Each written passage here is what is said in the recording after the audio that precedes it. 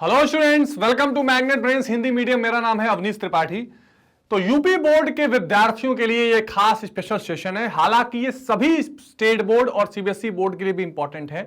Class 12 भूगोल का previous year question, जो अलग अलग क्वेश्चन बैंक्स हैं, जो इंपॉर्टेंट क्वेश्चन हैं, जो एग्जामिनेशन में बार बार पूछे गए हैं और हाल फिलहाल के सालों में पूछे गए हैं, उसका भूगोल का एसपीवाई की लेकर मैं आपके सामने उपस्थित हूं। यानी जो प्रीवियस गत वर्षों में सवाल पूछे गए भूगोल से कक्षा 12 से, ये आप सारे क्वेश्चन सारे चैप्टर्स के यहां पर देखने वाले हैं। ऑलरेडी हिस्ट्री का हम कर चुके हैं, आज हम भूगोल का करेंगे, फिर राजनीति विज्ञान और अर्थशास्त्र के भी जरूर देखेंगे।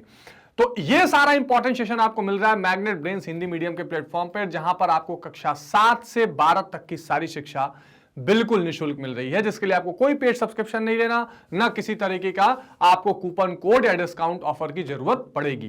तो आइए इसी के साथ स्टार्ट करते हैं। ये मानव भूगोल प्रकृति एवं विषय क्षेत्र अध्याय 1 और प्रीवियस ईयर क्वेश्चंस और एक एक करके सारे चैप्टर्स का इसमें हम देखेंगे। तो अगर बहुविकल्पीय क्वेश्चंस में देखा जाए, आपको पता है UP board, Bihar board, CBSE board, सभी जगह बहुविकल्पीय प्रश्नों का बहुत इंपॉर्टेंस बढ़ गया है और ये बहुत पूछे जाते हैं। तो पहला सवाल है कि मानव भूगोल मानव समाजों और धरातल के बीच संबंधों का संश्लेषित अध्ययन है। संश्लेषित कहते हैं जिसको अंग्रेजी में एक वर्ड यूज किया जाता है सिंथेसिस। सिंथेसिस मतलब मिला जुला कर सारी चीजें, जैसे पौधों में प्रकाश संश्लेषण होता है ना, जब वो क्या करते हैं कार्बन डाइऑक्साइड और मिनरल सबको, पानी सबको मिला जुला कर वो ग्लूकोज तैयार करते हैं। तो इसी तरीके से मानव भूगोल को ये कहा गया है कि जो मानव समाज है और जो धरातल है, इसके बीच का जो संबंध है, इसका एक संश्लेषित अध्ययन यानी कि सिंथेसाइज स्टडी है। यह परिभाषा दी है रैटजेल ने, डिकेन और पिट्स ने, जीन ब्रून्स ने या एल्सवर्थ हटिंगटन ने। सभी सवालों के साथ यहां पर आपको दिख जाएगा कि ये प्रीवियस ईयर्स जो गत साल है उसमें पूछे गए और कुछ महत्वपूर्ण सवाल भी इसमें ऐड कर दिए गए हैं।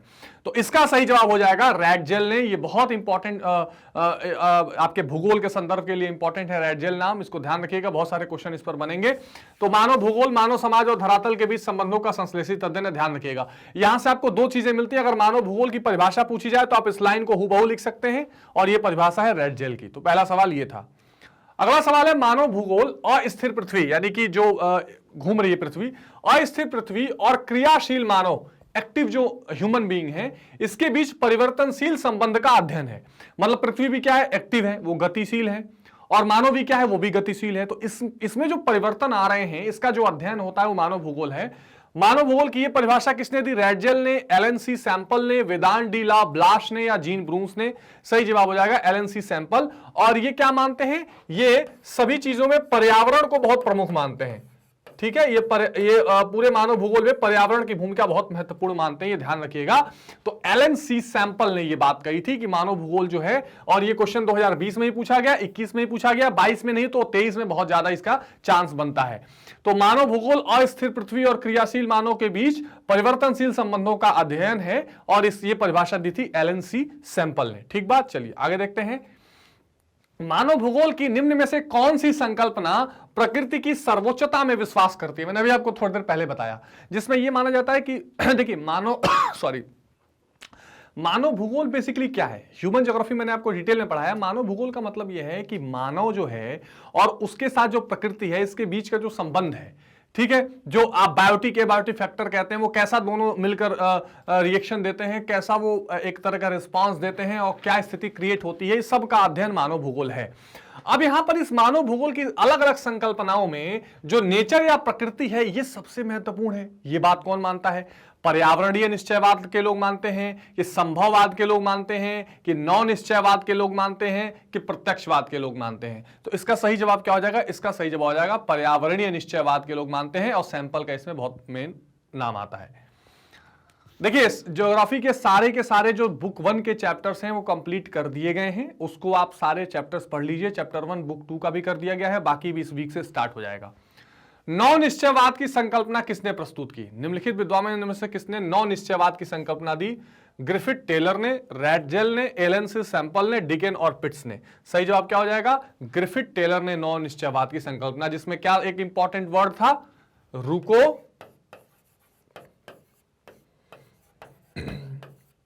और जाओ, स्टॉप एंड गो, रुको और जाओ। ठीक है, ये ध्यान रखिएगा। अगला क्वेश्चन है, निम्नलिखित में से पर्यावरणीय निश्चयवाद का प्रतिपादक कौन है? EC Semple, Griffith Taylor, OH K स्पेट या ई हटिंगटन। पर्यावरणीय निश्चयवाद, इसका किसने किया? ईसी सैंपल ने किया, ग्रिफिथ टेलर ने किया, ओएस स्पेट ने किया या ई हटिंगटन ने किया? सही जवाब क्या हो जाएगा? ईसी सैंपल ने किया था। अगला सवाल है, निम्नलिखित कथनों में से कौन सा एक भूगोल का वर्णन नहीं करता? समाकलनात्मक अनुशासन, मानव और पर्यावरण के बीच अंतर संबंधों का अध्ययन, ये तो बहुत इंपॉर्टेंट है, द्वैधता पर आश्रित, या प्रौद्योगिकी के विकास के फलस्वरूप आधुनिक समय में प्रासंगिक नहीं। तो ये तो बिल्कुल गलत स्टेटमेंट है। ये क्वेश्चन ये तीन तो सही है कि समाकलनात्मक, अच्छा नहीं, ये तो सही स्टेटमेंट है, ये दोनों भी सही है, लेकिन द्वैधता पर आश्रित नहीं होगा, ये नहीं करता है। बाकी देखिए, प्रौद्योगिकी के विकास के फलस्वरूप आधुनिक समय प्रासंगिक है, ऐसा तो है ही नहीं। निम्नलिखित में से कौन सा एक भौगोलिक सूचना का स्रोत नहीं है? यात्रियों का विवरण, मतलब कि जो आप कह सकते हैं ना कि जो फिजिकल आपको इंफॉर्मेशन चाहिए, या जिसको आप कह सकते हैं कि जियोग्राफिकल इंफॉर्मेशन कौन सी चीज नहीं देती है, तो यात्रियों का विवरण बिल्कुल देता है। प्राचीन मानचित्र, ये तो बिल्कुल देंगे कहां कौन सी जगह है। चंद्रमा से चट्टानी पदार्थ के नमूने, ये तो बिल्कुल आपको बताएंगे कि किस तरह की मिट्टी है, किस तरह के चट्टान है, किस तरह का पर्यावरण क्या कैसा। प्राचीन महाकाव्य, देखिए महाकाव्यों से ये नहीं माना जाता है स्रोत, तो घ इसका सही जवाब हो जाएगा। ये सवाल 2022 में पूछा गया। निम्नलिखित में कौन सा एक लोगों और पर्यावरण के बीच अन्योन्य क्रिया का सर्वाधिक महत्वपूर्ण कारक है? ध्यान रखिए, मानव बुद्धिमत्ता, लोगों के अनुभव, प्रौद्योगिकी, मानवीय भाईचारा। तो क्या हो जाएगा? जो प्रौद्योगिकी हो जाएगा, टेक्नोलॉजी हो जाएगा, वो लोग और पर्यावरण के बीच जो अन्योन्य क्रिया है ना, इंटर रिलेशंस आप कह लीजिए, इसमें बहुत बड़ी, यानी प्रौद्योगिकी किसको बोलते हैं आपको पता ही है? टेक्नोलॉजी को। ये सब मानव भूगोल में इंपॉर्टेंट है, मैंने आपको समझाया है सब कुछ, ठीक है। टेक्नोलॉजी, तो दिस इज वेरी इंपॉर्टेंट, इसका ध्यान रखिएगा, ठीक है। अगला सवाल देखते हैं। निम्नलिखित में मानव भूगोल के अध्ययन का प्रमुख उपागम कौन सा नहीं है? प्रादेशिक उपागम, उपागम किसको बोलते हैं? अप्रोच, ठीक है। मानव भूगोल के अप्रोच में क्या शामिल नहीं है? ठीक है, 2022 में भी पूछा गया। प्रादेशिक उपागम, प्रतीकात्मक उपागम, व्यवहार परक उपागम या मानवतावादी उपागम? सही जवाब क्या हो जाएगा? प्रतीकात्मक उपागम, ठीक है। अगला सवाल, कौन आर्थिक भूगोल से संबंध नहीं है? जिसको क्या बोलते हैं? इकोनॉमिक ज्योग्राफी जिसको बोलते हैं, है ना। तो इसमें क्या हो जाएगा? कृषि भूगोल, विपणन भूगोल, पर्यटन भूगोल या चिकित्सा भूगोल? अब देखो, कृषि क्या है? यह आपका प्राथमिक क्षेत्र जो अर्थशास्त्र का होता है या अर्थव्यवस्था का होता है, वो होता है। विपणन ये आपका हो जाता है एक तरह से द्वितीयक क्षेत्र, तृतीयक में भी आ जाता है ये, ठीक है। और पर्यटन जो है ये तो तृतीयक में है ही है। तो primary sector, tertiary sector, secondary sector का मिला के पूरी अर्थव्यवस्था बनती है। तो ये तो आर्थिक भूगोल जो है आपका, इकोनॉमिक ज्योग्राफी जिसको बोलते हैं, वो इससे रिलेटेड तो है ही, लेकिन जो चिकित्सा भूगोल है इसको आप उसमें नहीं मानेंगे। तो सही जवाब क्या हो जाएगा? चिकित्सा भूगोल जो है ये उसका पार्ट नहीं बनती है, ठीक है। चलिए आगे देखते हैं। निम्नलिखित में से कौन सा एक मानव भूगोल का उपागम नहीं है? क्षेत्रीय विभिन्नता, मात्रात्मक क्रांति, स्थानिक संगठन, अन्वेषण और वर्णन? तो इसमें सही जवाब क्या हो जाएगा? मात्रात्मक क्रांति, बाकी तो उसका उपागम है। तो ये चैप्टर 1 के प्रीवाइक्यूज थे, मतलब प्रीवियस ईयर में आपके जो क्वेश्चन पूछे गए थे चैप्टर 1 से मानव भूगोल के, जो महत्वपूर्ण थे, ये मैंने आपके सामने रखे हैं। इसको आप उन सभी क्वेश्चंस को ठीक से रिवाइज करते रहिए। अब जो आपका चैप्टर 2 है, विश्व जनसंख्या, वितरण, घनत्व और वृद्धि, यानी कि क्या डिस्ट्रीब्यूशन है जनसंख्या का, क्या डेंसिटी है, ये सारी चीजें इंपॉर्टेंट हैं, इसके बारे में थोड़ा देखेंगे। ये भी चैप्टर मैंने आपको डिटेल में कराया हुआ है कि इससे संबंधित कौन कौन से महत्वपूर्ण प्रश्न आपके सामने पूछे गए हैं। अब यहां देखिए, एक शब्द आया, मैं थोड़ा सा आपको बता देता हूं। वो शब्द है जनसंख्या घनत्व। जनसंख्या इस चैप्टर में आया है ना, घनत्व। ये आप इंपॉर्टेंट रूप से देख लीजिएगा, क्वेश्चन पूछ सकता है। जनसंख्या घनत्व को अंग्रेजी में बोलते हैं पॉपुलेशन डेंसिटी। पॉपुलेशन डेंसिटी, ठीक है। अब पॉपुलेशन डेंसिटी किसको बोलते हैं? तो पर स्क्वायर किलोमीटर, पर स्क्वायर किलोमीटर में जितने लोग रह रहे होते हैं वो जनसंख्या घनत्व कहलाता है, ठीक है। एक स्क्वायर किलोमीटर में जो जनसंख्या रहती है उसको हम जनसंख्या घनत्व कहते हैं। इस बात का आप ध्यान रखेंगे, आगे और भी डिस्कशन इस पर करेंगे, ठीक है। अब आगे आइए देखते हैं। एशिया में बहुत अधिक स्थानों पर कम लोग और कम स्थानों पर बहुत अधिक लोग रहते हैं। एशिया की जनसंख्या के संबंध में टिप्पणी किसने की? George B Cressey, Thomas Malthus, David Ricardo या कार्ल मार्क्स? आपको पता है जनसंख्या की दृष्टि से भी एशिया सबसे बड़ा महाद्वीप है। और यहां मतलब क्या है? मतलब यह है कि बहुत कम समय जगहों पर बहुत ज्यादा लोग रहते हैं। इससे मतलब क्या हुआ? इसका मतलब जो जनसंख्या घनत्व है,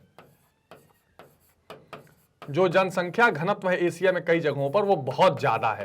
जैसे भारत ले लीजिए, चीन ले लीजिए, यहां पर क्या है? बहुत कम जगह पर कई बार बहुत ज्यादा लोग रहते हैं। और कुछ ऐसे क्षेत्र हैं जहां बर्फ है या समुद्र है, तो वहां कम, ज्यादा क्षेत्र में कम लोग रह रहे हैं। तो यह टिप्पणी की थी जॉर्ज बी क्रेसी ने। ठीक है, निम्नलिखित देशों में किसमें अधिक जनसंख्या है? 20-21 का सवाल है। रूस, यूएसए, ऑस्ट्रेलिया या ब्राजील? तो इसमें सही जवाब क्या हो जाएगा? यूएसए इन सब में से अधिक इसकी जनसंख्या है। जनसंख्या आकार के अनुसार बृहत्तम महाद्वीप कौन सा है? यानी आप कह सकते हैं कि जिसमें बहुत ज्यादा पॉपुलेशन है, उसका टोटल अगर पॉपुलेशन देखेंगे तो सही जवाब क्या हो जाएगा? इसमें कोई डाउट ही नहीं है, एशिया हो जाएगा। तो अफ्रीका, उत्तरी अमेरिका, एशिया, यूरोप में सही जवाब क्या हो जाएगा? एशिया, जिसमें भारत है, चीन है, रूस का भाग है, श्रीलंका है, पाकिस्तान है, जितने नॉर्थ ये आपके जितने साउथ चाइना सी वाले जो देश हैं, ठीक है। इसके अलावा जापान है, ब्रुनोई, कंबोडिया, लाओस, म्यांमार, है ना, वियतनाम, ये सारे देश क्या हैं? ये सब एशिया के ही देश हैं, तो ये इंपॉर्टेंट है। मंगोलिया हो गया, है ना, तो ध्यान रखिएगा। बाकी वेस्ट एशिया के सारे आप देश, अरब कंट्रीज आप देख ही रहे हैं। निम्नलिखित में कौन सा विश्व का सबसे घना बासा महाद्वीप है? घना यानी डेंसर, जहां पर 1 स्क्वायर किलोमीटर में ज्यादा से ज्यादा लोग रह रहे हो। अगेन आंसर क्या हो जाएगा? एशिया हो जाएगा। अफ्रीका, यूरोप, उत्तरी अमेरिका, ये तीनों नहीं होगा। उत्तरी अमेरिका में तो 2 ही 3 गिने चुने देश हैं, वो बहुत बड़ा महाद्वीप भी है, जैसे अमेरिका है, मैक्सिको है, कनाडा है, तो ये 2-3 देश हैं बहुत इंपॉर्टेंट। यूरोप में आपको पता है छोटे छोटे देश हैं और वहां पर जनसंख्याएं कम है। ठीक है, अफ्रीका की भी स्थिति है, तो यहां पर एशिया वो देश हो जाएगा। विश्व का सर्वाधिक जनसंख्या वाला देश या सबसे अधिक जनसंख्या वाला देश, ये क्वेश्चन बहुत बार पूछा गया है। चीन, भारत, संयुक्त राज्य अमेरिका, रूस? तो सही जवाब क्या हो जाएगा? सबको पता होना चाहिए, चीन हो जाएगा। जस्ट पीछे भारत है और ऐसा माना जा रहा है कि बहुत जल्दी भारत उसको ओवरकम करने वाला है। निम्नलिखित में से किस महाद्वीप में सर्वाधिक जनसंख्या निवास करती है? अफ्रीका, एशिया, दक्षिण? अब चूंकि ये बार बार पूछा गया, 2022 में भी आया है, तो सही जवाब क्या हो जाएगा? एशिया। तो this is very important. Comment section में बताइए सबसे कम जनसंख्या घनत्व किस महाद्वीप में है? 7 महाद्वीपों में सबसे कम जनसंख्या घनत्व किस महाद्वीप में है? यह भी कमेंट करके बताइएगा। नेक्स्ट क्वेश्चन है, कौन सा विश्व का सबसे बड़ा मानव जमघट है? दक्षिण पश्चिमी एशिया, पश्चिमी यूरोप, उत्तरी पूर्वी उत्तरी अमेरिका, दक्षिण पूर्वी एशिया? सही जवाब क्या हो जाएगा? साउथ ईस्ट एशिया जो है। देखिए, जमघट मतलब क्या? एक तरह से मानव जमघट मतलब सबसे ज्यादा लोग एक साथ जहां रह रहे हो। देखिए, एशिया भी बहुत बड़ा कॉन्टिनेंट है, लेकिन बहुत सारा ऐसा जगह है जहां पर कम लोग हैं, लेकिन एक ऐसा क्षेत्र है जहां पर इकट्ठे बहुत लोग रह रहे हैं, जहां भारत है, जहां साउथ ईस्ट एशिया वाले देश मैंने बताया, जो आसियान कंट्रीज जिसको आप कहते हैं, वो सारे देश हैं, इधर बगल में चाइना है। तो ये जो इलाका है पूरा, ये पूरा इलाका बहुत बड़ा मानव जमघट है। There is a huge population residing in a very small place. तो ये ध्यान रखिएगा। दक्षिण पश्चिम एशिया बिल्कुल नहीं, दक्षिण पश्चिमी यूरोप बिल्कुल नहीं, दक्षिण पूर्वी एशिया इसका सही जवाब हो जाएगा। ठीक बात। चलिए, निम्नलिखित में से किस क्षेत्र में जनसंख्या सर्वाधिक पाई जाती है? पूर्वी एशिया, पश्चिमी एशिया, पूर्वी अफ्रीका, पश्चिमी अमेरिका? तो गिवन ऑप्शंस में से पूर्वी एशिया हो जाएगा। ठीक है। निम्नलिखित में से किस महाद्वीप में जनसंख्या का न्यूनतम घनत्व मिलता है? न्यूनतम घनत्व यानी सबसे कम डेंसिटी, जहां पर 1 स्क्वायर किलोमीटर में कम से कम लोग रह रहे हो। तो ओशियानिया, ओशियानिया बोलते हैं एक्चुअली ऑस्ट्रेलिया को, ध्यान रखिएगा, कंफ्यूज मत होइएगा। ओशियानिया मींस ये पूरा ऑस्ट्रेलिया न्यूजीलैंड वाला इलाका है। ठीक है। अच्छा, उत्तरी अमेरिका, यूरोप, अफ्रीका? सही जवाब क्या हो जाएगा? ओशियानिया में। तो सबसे कम, जो अभी मैंने आपसे जो सवाल पूछ लिया था वो यहीं आ गया, ऑस्ट्रेलिया वाले में सबसे कम होता है। निम्नलिखित में से कौन सा एक विरल जनसंख्या वाला क्षेत्र नहीं है? अटाकामा, भूमध्य रेखीय प्रदेश, ध्रुवीय प्रदेश, दक्षिण पूर्वी एशिया? सही जवाब क्या हो जाएगा? दक्षिण पूर्वी।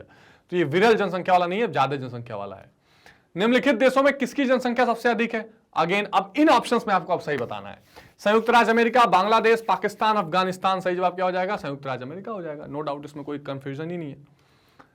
ये चैप्टर नंबर 2 था, जिसके कुछ इंपॉर्टेंट हाल के फिलहाल के सालों में पूछे गए सवाल। देखिए, यहां पे 2 चीजें आपको ध्यान में रखनी है। एक तो यूपी बिहार बोर्ड में हूबहू सेम सवाल रिपीट होता है। दूसरा क्या है, आपको आइडिया लगाना है कि किस तरह के सवाल और पूछे जा सकते हैं। तो इस तरह के एमसीक्यूज पूछे जा रहे हैं, इस चीज का ध्यान आप रखिएगा। अब चैप्टर नंबर 3 पे आते हैं, जनसंख्या संगठन, जिसमें क्या होता है? कॉम्पोजिशन, जनसंख्या किस तरह से संगठित है, पुरुष, महिला, छोटे बच्चे, बड़े बच्चे। ये मैंने चैप्टर आपको कराया अध्याय 3 में। आइए इससे रिलेटेड कुछ पीवाईक्यूज देख लेते हैं। तो पहला सवाल है कि जनसंख्या संगठन जनसंख्या के उन पक्षों को निरूपित करता है जिनकी माप की जा सकती है। सही बात है, जनसंख्या में किन किन चीजों की माप की जा सकती है? मान लीजिए आप पुरुष हैं कि स्त्री हैं, बच्चा है कि बूढ़ा है ना, एक जगह पुरुष है कि स्त्री है, इस साक्षरता, ये सारी चीजें जिसको आप माप सकते हैं वो जनसंख्या संगठन में आती है। तो ये कथन किसका है? ये कथन क्लार्क का है, बहुत ही फेमस है। ठीक है, ये क्वेश्चन है। लिंग अनुपात क्या है, जिसको क्या बोलते हैं? जेंडर रेशियो, यानी कितने पुरुषों पर कितनी महिलाएं हैं, ऐसा। तो जनसंख्या में स्त्रियों और पुरुषों की संख्या का अनुपात जनसंख्या में स्त्रियों और पुरुषों की संख्या का योग, बिल्कुल नहीं। जनसंख्या में स्त्रियों और पुरुषों की संख्या का घटाव, तो सही जवाब क्या हो जाएगा, क हो जाएगा। स्त्रियों और पुरुषों की संख्या का रेशियो, है ना, हर 1000 पुरुष पे कितनी स्त्रियां हैं, ठीक है, या जो आप पैमाना बना ले कि 1000 स्त्रियों पे कितने पुरुष हैं, तो स्त्री और पुरुषों के संख्या का जो रेशियो होता है, जो अनुपात होता है, उसको हम क्या बोलते हैं, लिंग अनुपात, या जिसको जेंडर रेशियो बोलते हैं। ठीक है, ये ध्यान रखिएगा। अगला सवाल है, विश्व स्तर पर औसत लिंग अनुपात प्रति 100 स्त्रियों पर कितना पुरुष है। ठीक है, हर 100 स्त्री पर कितने पुरुष हैं पूरे विश्व स्तर पर, तो सही जवाब क्या है, 102 है। बांग्लादेश और मैक्सिको जैसे देशों का जनसंख्या पिरामिड कैसा होना चाहिए। जनसंख्या पिरामिड में मैंने बताया था, कुछ कुछ देशों का ऐसे रहेगा, कुछ कुछ देशों का ऐसे रहेगा, तो ये जनसंख्या पिरामिड इन देशों का कैसा है, विस्तृत आकार वाला त्रिभुजाकार। ठीक है, अब इसको मैंने डिटेल में चैप्टर में पढ़ाया है, आप जरूर देखते चले जाइएगा। भारत में साक्षरता दर कितने वर्ष में अधिक आयु वाले जनसंख्या के उस प्रतिशत को सूचित करता है जो पढ़ लिख सकता है और जिसमें समझ के साथ अंकगणितीय परिकल करने की योग्यता है। तो भारत में जो साक्षरता दर है वो कितने वर्ष से अधिक आयु वालों को मान के चलता है कि वो पढ़ सकता है और वो कुछ अंक गणित की चीजों को घटा जोड़ सकता है या जरूरी चीजें कर सकता है। तो सही जवाब इसमें क्या हो जाएगा, 7 वर्ष इसका सही जवाब हो जाएगा, ये आप ध्यान रखिएगा। अगला सवाल है, निम्न में से किसने संयुक्त अरब अमीरात के लिंग अनुपात को निम्न किया है। पुरुष कार्यशील जनसंख्या का चयनित प्रवाह, पुरुषों की उच्च जन्म दर, स्त्रियों की निम्न जन्म दर, स्त्रियों का उच्च प्रवास। सही जवाब क्या हो जाएगा, स्त्रियों की निम्न जन्म दर, यानी कि जो एक तरह से कह सकते हैं आपकी जो लो बर्थ रेट है महिलाओं की या लड़कियों की, बच्चियों की, ये इसका सबसे बड़ा कारण होता है। ठीक है, लिंग अनुपात को निम्न कर दिया है वहां पर। निम्नलिखित में से कौन सी संख्या जनसंख्या के कार्यशील, जिसको वर्किंग पॉपुलेशन कहते हैं, तो ये प्रतिनिधित्व करती है 15 से 65। ये क्वेश्चन पता है आपको, स्टेट पीसीएस एग्जाम में भी पूछा जाता है। वर्किंग पॉपुलेशन जिसको आप बोलते हैं, कौन से जनसंख्या, 15 से 65, 15 से 66, 15 से 64, 15 से 59, ये 2022 में पूछा गया था। सही जवाब हो जाएगा 15 से 59 वर्ष तक। ठीक है, निम्नलिखित में से किस देश का लिंग अनुपात विश्व में सबसे अधिक है। ये पीवाईक्यू से मैं आपको फटाफट करा रहा हूं। सबसे ज्यादा किस में लिंग अनुपात है, लातविया, जापान, यूएई या फ्रांस। सही जवाब हो जाएगा लातविया। ये चैप्टर नंबर 3 था। अब चैप्टर नंबर 4 में आते हैं, मानव विकास, ह्यूमन डेवलपमेंट। ये बहुत इंपॉर्टेंट चैप्टर है। यहां आप पहली बार ये समझेंगे कि भाई ग्रोथ और डेवलपमेंट में कुछ अंतर भी होता है, मतलब समृद्धि और विकास में कुछ अंतर भी है। तो अब मानव विकास क्या है, यहां पर 2 चीजें इंपॉर्टेंट है। आइए इस क्वेश्चन को, इस चैप्टर को देखते हैं। यहां पर 2 चीजें आप समझ लेंगे। यहां पर ये कंसेप्ट आएगा कि देखिए, एक होता है आर्थिक समृद्धि और एक होता है मानव का विकास। ठीक है, इस दोनों में अंतर है, विकास और समृद्धि में अंतर है। और वो अंतर क्या है, एक बात करता है मात्रात्मक परिवर्तन में, मात्रात्मक परिवर्तन, और एक बात करता है गुणात्मक परिवर्तन की। बात करेगा गुणात्मक परिवर्तन की। अब इसका मतलब ये हो गया कि जैसे मान लीजिए किसी देश की जीडीपी बढ़ रही है, किसी व्यक्ति की आय बढ़ रही है, किसी व्यक्ति की जिसको आप कह सकते हैं ना कि उसके प्रायोज्य आय, टैक्स के बाद खर्च करने के लिए जो पैसा है उसमें इंक्रीज आ रहा है, तो ये इसकी क्या हो, आर्थिक समृद्धि कही जाती है। लेकिन अगर किसी व्यक्ति का स्वास्थ्य अच्छा हो रहा है, कोई व्यक्ति शिक्षित हो रहा है, किसी व्यक्ति की जो लाइफ एक्सपेक्टेंसी है या जीवन प्रत्याशा है वो बढ़ती चली जा रही है, तो ये इसके अंदर गुणात्मक परिवर्तन देखे जाते हैं। तो there are 2 kind of changes, one is called qualitative change and one is called quantitative change. तो जब क्वालिटेटिव चेंज या गुणात्मक परिवर्तन होते हैं तो उसको हम हमेशा किस में रखते हैं, विकास या मानव विकास में रखते हैं। पाकिस्तान, ये क्वेश्चन पूछा जाता है, पाकिस्तान के एक अर्थशास्त्री हुए महबूब उल हक, महबूब उल हक, इन्होंने सबसे पहले इस तरह के कंसेप्ट को प्रमोट करना शुरू किया था और अमर्त्य सेन का भी इसमें नाम आता है मुख्य रूप से। तो यहां पहला सवाल है कि विकास और समृद्धि के विचार किसी पुरानी और बेकार चीज से किसी नई स्थिति की ओर परिवर्तन को बताता है। ठीक बात है, क्योंकि पहले मानव विकास जैसी किसी चीज पर चर्चा नहीं होती थी, आर्थिक समृद्धि पर ज्यादा बात होती थी। यह कथन किसका है, महबूब उल हक का, अमर्त्य सेन का, पॉल बरान का, इनमें से कोई नहीं। सही जवाब हो जाएगा पॉल बरान का। निम्न में से कौन सा मानव विकास का स्तंभ है, समता, सतत पोषणीयता, उत्पादकता, ये सभी मानव विकास का स्तंभ। ठीक है, यानी ह्यूमन डेवलपमेंट के लिए सबसे जरूरी चीज। तो ये क्या हो गया, तीनों हो जाएंगे। देखिए, समता बोलते हैं किसको, equality, this is very important. जब तक आप मानव को क्या करेंगे, सबके बराबर में नहीं खड़ा करेंगे, अगर आप भेदभाव रखेंगे तो वहां पर फिर मानव विकास नहीं हो सकता, चाहे आप कुछ भी कर लीजिए। सतत पोषणीयता का मतलब होता है एक तरह से आप कह सकते हैं सस्टेनेबिलिटी या सस्टेनेबल डेवलपमेंट। सस्टेनेबल डेवलपमेंट मतलब ये कि आप रिसोर्सेस को या संसाधनों को इस प्रकार इस्तेमाल करें कि आने वाले फ्यूचर जनरेशन के लिए भी संभावनाएं बची रहें। ऐसा ना हो कि इस प्रकृति का बहुत बड़ा शोषण या दोहन कर लिया जाए और बाद में दूसरे के लिए चीजें न बचें। और तीसरी बात आती है उत्पादकता, जिसको हम बोलते हैं प्रोडक्टिविटी, यानी जो मनुष्य है उसको आप क्या करिए, उसको प्रोडक्टिव बनाइए। प्रोडक्टिव बनाइए मतलब कैसे, उसको अच्छा एजुकेशन दीजिए, उसको अच्छा हेल्थ दीजिए, जिसके कारण वो क्या कर सके, अपनी जो क्षमता या पोटेंशियल है उसको और बढ़ा सके। जैसे मान लीजिए कोई व्यक्ति लेट सपोज 100 रुपए की सर्विस जनरेट कर रहा है, मान लीजिए वो कंप्यूटर पे बैठ के छोटा सा काम कर रहा है, कल को वो और अच्छा स्किल सीख जाए और एडिटिंग भी करने लग जाए तो 1000 रुपए की चीज बना लेगा वो। तो प्रोडक्टिविटी बढ़नी चाहिए जो अच्छे हेल्थ, अच्छे एजुकेशन, अच्छे इन्वायरमेंट से बनती है। तो ये सारी चीजें मिलकर क्या करती हैं, मानव विकास का पिलर के तौर पर काम करती हैं। These are pillars for the human development which is very necessary. ठीक बात है, तो ये क्वेश्चन पूछा गया है, थोड़ा सा इंपॉर्टेंट क्वेश्चन है, मैं क्वेश्चंस को रिलेवेंट करके चल रहा हूं। मानव विकास के किस उपागम का संबंध प्रोफेसर अमर्त्य सेन से है? ठीक है, आपको पता है नोबेल प्राइज विनर है प्रोफेसर अमर्त्य सेन। आय उपागम, कल्याण उपागम, न्यूनतम आवश्यकता उपागम, क्षमता उपागम। सही जवाब हो जाएगा इसमें कल्याण उपागम हो जाएगा, इसका सही जवाब हो जाएगा कल्याण उपागम, वेलफेयर अप्रोच। ठीक है, कल्याण उपागम इसका सही जवाब है। ठीक है, ख्वाहिश को सही कर लीजिएगा। ठीक है, आगे चलते हैं। निम्नलिखित में से कौन सा विकास का सर्वोत्तम वर्णन करता है? आकार में वृद्धि, गुण में धनात्मक परिवर्तन, आकार में स्थिरता, गुण में साधारण परिवर्तन। तो विकास का सर्वोत्तम वर्णन कौन करेगा? जाहिर सी बात है क्या हो जाएगा, गुण में धनात्मक परिवर्तन, यानी क्वालिटी में पॉजिटिव चेंज होना चाहिए।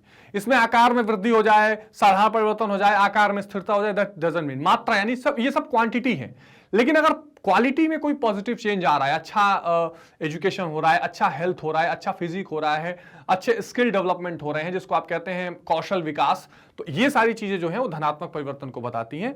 अगला सवाल है, मानव विकास की अवधारणा निम्नलिखित में से किस विद्वान की देन है? अमर्त्य सेन, महबूब उल हक, एलनी सैंपल, रेडजेल। सही जवाब क्या हो जाएगा? डॉक्टर महबूब उल हक, जो कहां से थे? पाकिस्तान के अर्थशास्त्री, बहुत इंपॉर्टेंट है, ध्यान रखिएगा। और अब क्या होता है, एक संयुक्त राष्ट्र संघ की एक इकाई है यूएनडीपी,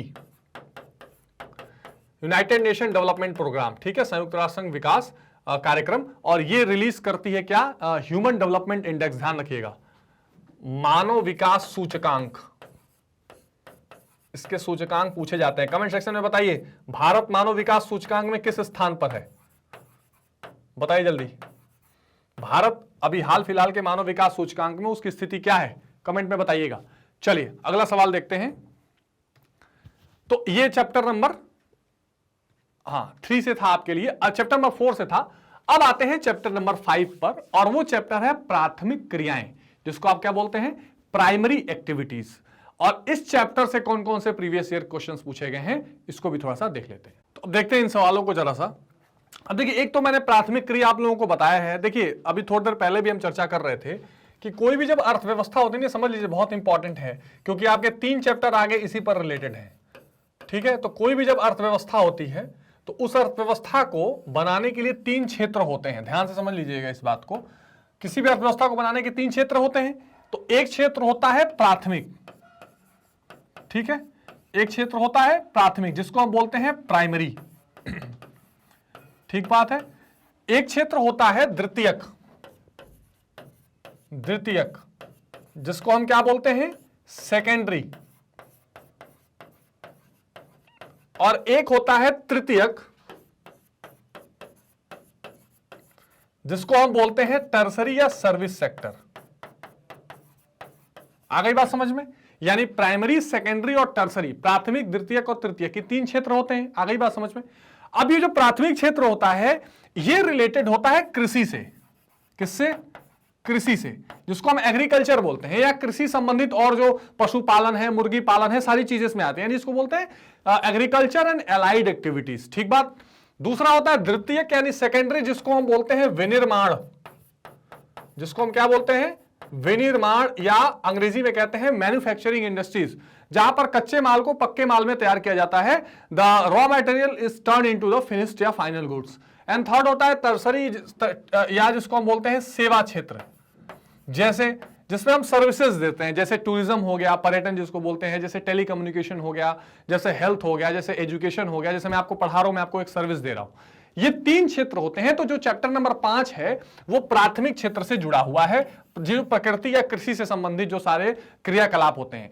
इसमें इन तीनों क्षेत्रों में जो कार्य किया जाता है उस कार्य को बोलते हैं आर्थिक क्रिया, या अंग्रेजी में कहते हैं इकोनॉमिक एक्टिविटी। और उन्हीं सारे इकोनॉमिक एक्टिविटीज को जोड़ के अर्थव्यवस्था बनती है, जिसको अंग्रेजी में कहते हैं इकोनॉमी। ठीक बात, आगे बात समझ में। आइए इनसे रिलेटेड जो क्वेश्चंस हैं इनको थोड़ा सा देख लेते हैं। तो पहला सवाल है, निम्नलिखित में से कौन सी प्राथमिक क्रिया नहीं है, यानी which of the following is not a primary activity. पहला है आखेट, फिर कृषि, फिर खनन, फिर विनिर्माण।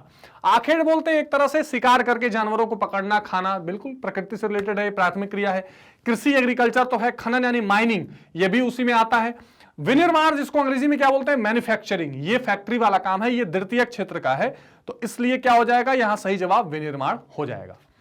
अगला सवाल है, निम्नलिखित में से कौन सा देश प्राकृतिक रबड़ का प्रमुख उत्पादन है। प्राकृतिक रबड़ जिसको बोलते हैं नेचुरल रबड़, तो इसका प्रमुख उदाहरण कौन सा है। चीन, दक्षिण अफ्रीका, भारत या मलेशिया। सही जवाब हो जाएगा मलेशिया। ये क्वेश्चन बहुत बार पूछा गया है, 2020 में ही पूछा गया था। अगला सवाल है, निम्न में से किस प्रकार की कृषि में खट्टे रसदार फलों की कृषि की जाती है। इसको अंग्रेजी में बोलते हैं सिट्रस फ्रूट। ठीक है, सिट्रस फ्रूट्स। तो खट्टे जो एक मेडिटेरेनियन सी जो होता है, तो उसमें बाजारीय सब्जी कृषि, भूमध्य सागरीय कृषि, रोपण कृषि या सहकारी कृषि। सही जवाब हो जाएगा भूमध्य सागरीय कृषि, जिसको बोलते हैं मेडिटेरेनियन, जिसको बोलते हैं एग्रीकल्चर। निम्न में से कौन सी बागाती फसल है, धान, चना, गेहूं या रबड़। सही जवाब क्या हो जाएगा, सही जवाब हो जाएगा इसमें रबड़ एक बागाती फसल है। अगला सवाल है, निम्न देशों में से किस देश में सहकारी कृषि, सहकारी कृषि मतलब मिलजुल कर, कोई एक प्राइवेट कृषि नहीं होगी, ये पब्लिक ओनरशिप में होती है, मिलजुल कर होती है, जिसको कोऑपरेटिव फार्मिंग कहते हैं। ये कहां है, रूस, डेनमार्क, भारत, नीदरलैंड। तो ये डेनमार्क की अच्छा उदाहरण है। रूस सोवियत संघ में भी हुआ करता था। श्वेत क्रांति संबंधित है मत्स्य उत्पादन से, दुग्ध उत्पादन से, चावल उत्पादन से या रबड़ उत्पादन से। श्वेत क्रांति जिसको अंग्रेजी में क्या बोला गया, व्हाइट रेवोल्यूशन, व्हाइट रिवॉल्यूशन। ठीक है, और इसके कौन वर्गीस कुरियन इसके एक तरह से जनक कहे जाते हैं, वर्गीस कुरियन। अमूल दूध सुना होगा आपने, सब उसी का देन है, 2020। तो सही जवाब क्या हो जाएगा यहां पर, दुग्ध उत्पादन इसका सही जवाब हो जाएगा। अगला सवाल, निम्न में से कौन सी कृषि के प्रकार का विकास यूरोपीय औपनिवेशिक समूह द्वारा किया गया, यानी जो यूरोपियन कॉलोनियल ग्रुप था उसके द्वारा किया गया। कोल खोज, अंगूरोत्पादन, मिश्रित कृषि या रोपण कृषि। तो सही जवाब क्या हो जाएगा, रोपण कृषि, प्लांटेशन जो। निम्न प्रदेशों में से किसमें विस्तृत वाणिज्य अनाज कृषि नहीं की जाती। विस्तृत वाणिज्य अनाज जिसको कॉमर्शियल फार्मिंग जिसको आप कहेंगे, अमेरिका एवं कनाडा का प्रेयरी क्षेत्र, अर्जेंटीना का पंप, ये सब ग्रासलैंड है, प्रेयरीज, पंपास, स्टेपीज। ठीक है, यूरोपीय स्टेपीज क्षेत्र, अमेजन बेसिन। सही जवाब हो जाएगा अमेजन बेसिन। निम्न में से किस जलवायु प्रदेश में खट्टे रसदार फलों की कृषि सर्वाधिक की जाती है। क्वेश्चन बार बार पूछा जा रहा है। भूमध्य सागरीय, भूमध्य रेखीय यानी इक्वेटर वाला, प्रेयरी या उष्णकटिबंधीय मानसून। सही जवाब हो जाएगा भूमध्य सागरीय। निम्न में से कौन सा देश भूमध्य सागरीय वनस्पति के लिए प्रसिद्ध है। चीन, भारत, इंडोनेशिया, चिली। सही जवाब क्या हो जाएगा, चिली, बिल्कुल ठीक बात, जो दक्षिणी अमेरिका का एक देश है। निम्न में से कौन सी एक बागाती फसल नहीं है, रबड़, कहवा, चाय या मक्का। सही जवाब क्या हो जाएगा, मक्का। ये बागाती नहीं, बाकी तीनों बागाती हैं। निम्न में से किस फसल को रोपण कृषि के अंतर्गत उगाया जाता है, गेहूं, चावल, मक्का या चाय। सही जवाब क्या हो जाएगा, चाय। भारत और श्रीलंका में चाय के बागानों को विकसित किया फ्रांस ने, स्पेन वासियों ने, ब्रिटेन वासियों ने, अमेरिका वासियों ने। सही जवाब क्या हो जाएगा, ब्रिटेन वासियों ने। कॉलोनियल पीरियड में हुआ था ये, जब गुलाम बनाया गया। निम्न देशों में कौन विश्व का प्रमुख गन्ना उत्पादक देश है, ब्राजील, भारत, रूस या थाईलैंड। सही जवाब क्या हो जाएगा, ब्राजील। चीनी का कटोरा भी आप जानते हैं कहा जाता है। ब्राजील कौन से उपमहाद्वीप में है, जल्दी बताइए, कमेंट करके बताइए। ब्राजील 7 महाद्वीपों में से किस महाद्वीप में है। निम्नलिखित में से किस प्रकार की कृषि को कर्तन दहन, इसको अंग्रेजी में क्या कहा जाता है, slash and burn farming, slash and burn farming कहा जाता है। बताइए किसको कहा जाता है, स्लैश एंड बर्न फार्मिंग। विस्तृत जीवन निर्वाह कृषि, आदिकालीन जीवन निर्वाह कृषि, विस्तृत वाणिज्य अनाज कृषि या मिश्रित कृषि। सही जवाब क्या हो जाएगा, आदिकालीन जीवन निर्वाह कृषि था, जहां पर क्या किया जाता था, जो झाड़ियां रहती थी, घूम घूम के जो घूमने वाले घुमंतु लोग थे, झाड़ियों को काटते थे, उसको वहां जला देते थे, उसी की राख एक तरह से खाद का काम भी कर लेती थी, और वहां पर वो कृषि कुछ दिन करते थे, फिर आगे जाकर दूसरी जगह करते थे। तो स्लैश एंड बर्न, कर्तन दहन कहा गया। आदिकालीन जीवन निर्वाह कृषि का एक ये तरीका होता था, बहुत इंपॉर्टेंट है। तो ये चैप्टर नंबर 5 था। अब हम आ गए चैप्टर नंबर 6 जिसका नाम है द्वितीयक क्रियाएं, जिसको बोलते हैं सेकेंडरी एक्टिविटीज। और मैंने आपको भी बताया कि जो द्वितीयक क्रियाएं होती हैं वो बेसिकली जुड़ी होती हैं किस चीज से, विनिर्माण से, कच्चे माल को पक्के माल में। तो जितनी इंडस्ट्रीज वगैरह आएंगी इससे संबंधित यहां पर सवाल आएंगे। वे सभी क्रियाएं जिनके अंतर्गत प्राकृतिक संसाधनों को परिष्कृत करना, उनका रूप बदलना और जीवन यापन के लिए अधिक उपयोगी बनाने संबंधी क्रियाएं संपन्न होती हैं, उसे क्या कहते हैं? कुल मिलाकर उसको कहते हैं वैल्यू एडिशन। हम क्या करते हैं, कोई भी प्राकृतिक चीज को पहले परिष्कृत कर लेते हैं। मान लीजिए आलू है, उसको निकाल लिया, फिर उसका रूप बदल देंगे, उसको चिप्स का तैयार बना के उसको खूब बढ़िया पैकेट में पैक कर लेंगे और उसको फिर हम क्या कर लेंगे, जीवन के लिए उपयोगी बना लेंगे। उसको हम प्राथमिक क्रिया कहेंगे, द्वितीयक कहेंगे, तृतीयक कहेंगे, चतुर्थक कहेंगे। सही जवाब क्या हो जाएगा? द्वितीयक क्रियाएं, जिसको अंग्रेजी में हम बोलते हैं सेकेंडरी एक्टिविटीज। सेकेंडरी एक्टिविटीज, ठीक है, या जिसको हम बोलते हैं विनिर्माण या मूल्यवर्धन, जिसको वैल्यू एडिशन मैंने कहा। ये सारे एक ही नाम है, ध्यान रखिएगा, एक ही मतलब होता है उसका, उपयोगिता को बढ़ा देना या उपयोगिता विकसित कर देना किसी चीज में, ठीक है ना, ये ध्यान रखेंगे। सो ये हो जाएगा द्वितीयक क्रियाएं। ठीक है, कोई दिक्कत, समझ में आ रही बात? चलिए आगे देखते हैं। निम्नलिखित में से कौन सा स्थान सूती वस्त्रोद्योग के लिए प्रसिद्ध है? Manchester, Perth, Pittsburgh, Chicago. सही जवाब क्या हो जाएगा? मैनचेस्टर। सवाल पूछा जाता है भारत का मैनचेस्टर कौन है? तो भारत का मैनचेस्टर कहा जाता है अहमदाबाद। फिर पूछा जाता है कि उत्तर प्रदेश का मैनचेस्टर कौन है? तो बोला जाता है कानपुर। ठीक है, ये ध्यान रखिएगा। तो मैनचेस्टर में जहां पर बहुत सारे सूती मिल वगैरह पाए जाते हैं। शक्कर बनाना, करघों, मैनचेस्टर इंग्लैंड में, शक्कर बनाना, करघों पर वस्त्र तैयार करना, तेल निकालना, धान कूटना, ये क्या है? शिल्प उद्योग, कुटीर उद्योग, कारखाना उद्योग, इनमें से कोई नहीं। सही जवाब क्या हो जाएगा? यह है कुटीर उद्योग, छोटे छोटे काम वाले इंडस्ट्रीज, और इसको अंग्रेजी में कहते हैं कॉटेज इंडस्ट्रीज, जहां पर ये छोटे छोटे उद्योग हैं जिससे लोगों को एक रोजगार मिलता है और वो अपने घर के पास ही कहीं बिना गए या बड़ा इन्वेस्टमेंट किए छोटे छोटे काम करके अपने पैसे को कमाते हैं। तो ये विलेज जो गांव की अर्थव्यवस्था है उसके लिए बड़ी महत्वपूर्ण होती है। निम्नलिखित में से कौन सा एक वनों पर आधारित उद्योग है? सीमेंट उद्योग, वस्त्र उद्योग, कागज उद्योग, एल्युमिनियम उद्योग। आपको पता है जो पेपर होता है वो वृक्षों से ही बनता है। सही जवाब क्या हो जाएगा? कागज उद्योग। अगला सवाल है, परिवहन के समस्त साधनों में सबसे सस्ता साधन कौन सा है? जल परिवहन, वायु परिवहन, सड़क परिवहन या रेल परिवहन? सबसे सस्ता क्या हो जाएगा? सबसे सस्ता हो जाएगा जल परिवहन। ठीक है, आगे देखते हैं। निम्न में से कौन सी एक अर्थव्यवस्था में उत्पादन का स्वामित्व व्यक्तिगत होता है? पूंजीवाद, मिश्रित, समाजवाद, कोई भी नहीं। तो एक अर्थव्यवस्था में उत्पादन का स्वामित्व जो प्राइवेट या व्यक्तिगत होता है उसे हम क्या बोलते हैं? उसे हम पूंजीवाद कहते हैं। भाई देखिए, तीन तरह की, एक तो अर्थव्यवस्था के तीन क्षेत्र आपने देख लिए, ऐसे ही अर्थव्यवस्था के तीन प्रकार होते हैं। ये भी समझ लीजिए, क्वेश्चन बार बार पूछा जाता है। अर्थव्यवस्था के तीन प्रकार होते हैं। ठीक, तो इन तीनों प्रकारों की अगर आप चर्चा करें तो एक होता है पूंजीवाद, एक होता है समाजवाद और एक होता है साम्यवाद, मिश्रितवाद। अंग्रेजी में कहते हैं कैपिटलिस्ट, सोशलिस्ट, ठीक, और मिक्स्ड। अब देखिए इसमें क्या होता है, जो पूंजीवाद होता है इसमें होता है व्यक्तिगत स्वामित्व, व्यक्तिगत स्वामित्व, ठीक है। इसमें होता है सामूहिक स्वामित्व, बहुत महत्वपूर्ण है, समझ लीजिए, सामूहिक स्वामित्व। और इसमें होता है व्यक्तिगत प्लस सामूहिक,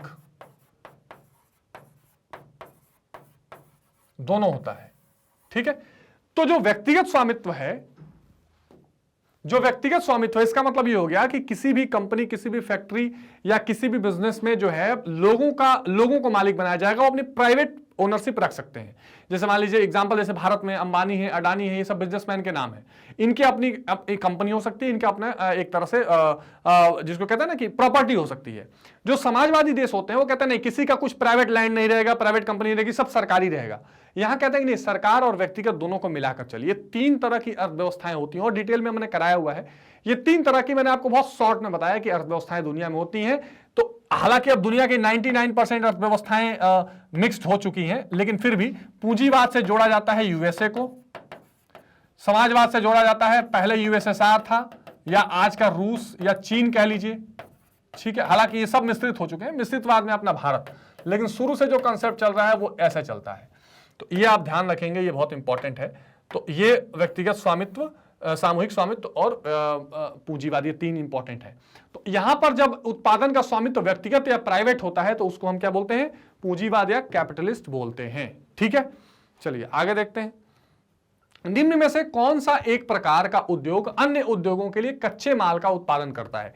जैसे मान लीजिए और बहुत सारी इंडस्ट्रीज हैं, उनको अपनी इंडस्ट्रीज में यूज करने के लिए कुछ रॉ मटेरियल्स चाहिए, तो वो रॉ मटेरियल कौन तरह के उद्योग देते हैं? क्या वो कुटीर उद्योग होते हैं, क्या वो छोटे पैमाने के उद्योग होते हैं, आधारभूत होते हैं या स्वच्छंद? सही क्या हो जाएगा, आधारभूत उद्योग, ठीक है। ये बहुत इंपॉर्टेंट है। ये जो आधारभूत उद्योग होते हैं ये बाकी इंडस्ट्रीज के लिए, जैसे मान लीजिए आयरन एंड स्टील है, ये आधारभूत है। आयरन लोहा रहेगा तो कई सारे इंडस्ट्रीज में उसका काम आएगा और कई चीजें बनेंगी, ठीक है। ये था क्वेश्चन नंबर चैप्टर नंबर 6।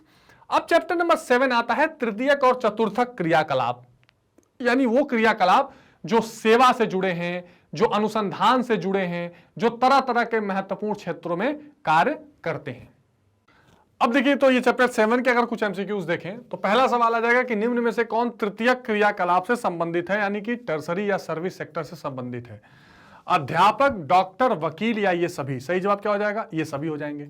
अध्यापक, डॉक्टर, वकील, ये तीनों क्या करते हैं, अपनी सेवाएं देते हैं, सर्विस करते हैं। ना तो ये कोई प्राथमिक क्रिया कर रहे हैं, ना ये किसी तरह का विनिर्माण कर रहे हैं। ये क्या कर रहे हैं, अपनी अपनी प्रोफेशनल जो सेवाएं हैं, अपनी अपनी जो जिसको कह सकते हैं ना कि एक्सपर्टीज है, उसकी सेवाएं दे रहे हैं। छोटे दुकानदार जो उपभोक्ता को सीधे ही सामान बेचते हैं वो क्या कहलाते हैं? फुटकर विक्रेता, थोक विक्रेता, निर्माता या इनमें से कोई नहीं? देखिए, 2 तरह की मार्केटिंग होती है, एक होता है रिटेल, एक होता है होलसेल, यानी पूरा बेचना है। तो रिटेल जो है फुटकर है, तो जो छोटे दुकानदार हैं जो सीधे कंज्यूमर्स को सामान बेच लेते हैं उनको कहा जाता है फुटकर विक्रेता, यानी रिटेल शॉपकीपर्स। अगला सवाल है, फुटकर व्यापार को कितने भागों में बांटा जा सकता है? 2, 3, 4 या 7? तो यहां पर 2 भागों में। परिवहन को प्रभावित करने वाला मुख्य कारक क्या है? मांग, मार्ग, क और ख दोनों। जाहिर सी बात है, दोनों प्रभावित करेगी, कितनी उसकी डिमांड है और कौन सा मार्ग है वो। निम्न में से कौन सा संचार का माध्यम है? रेडियो, दूरदर्शन, समाचार, इंटरनेट, ये सभी क्या है? ये सभी संचार के माध्यम है। टेली कम्युनिकेशन आपने सुना होगा, टेलीकॉम और कम्युनिकेशन, ठीक है। ये सब क्या आता है, सेवा के क्षेत्र में इसको माना जाता है, ठीक है, ध्यान रखिएगा। अगला सवाल है, निम्न में से कौन सा एक तृतीयक क्रियाकलाप यानी टर्सरी एक्टिविटीज है? खेती, बुनाई, व्यापार या आखेट? जाहिर सी बात है, जो व्यापार या ट्रेड जिसको बोलते हैं वो तृतीयक क्रियाकलाप का हिस्सा माना जाता है, सर्विस सेक्टर का हिस्सा माना जाता है। अगला सवाल, निम्नलिखित क्रियाकलापों में से कौन सा एक द्वितीयक सेक्टर का क्रियाकलाप है? इस्पात प्रगलन, वस्त्र निर्माण, मछली पकड़ना, टोकरी बुनना? सही जवाब क्या हो जाएगा, मछली। द्वितीयक सेक्टर का क्रियाकलाप नहीं है, अच्छा नहीं है। तो बाकी जो इस्पात प्रगलन यानी कि जो स्टील वाला है, जो वस्त्र निर्माण में टोकरी बुनना है, सब विनिर्माण, जो मछली पकड़ना है वो क्या है, वो प्राथमिक क्रिया का क्रियाकलाप है, ठीक है। तो ये ध्यान रखिएगा।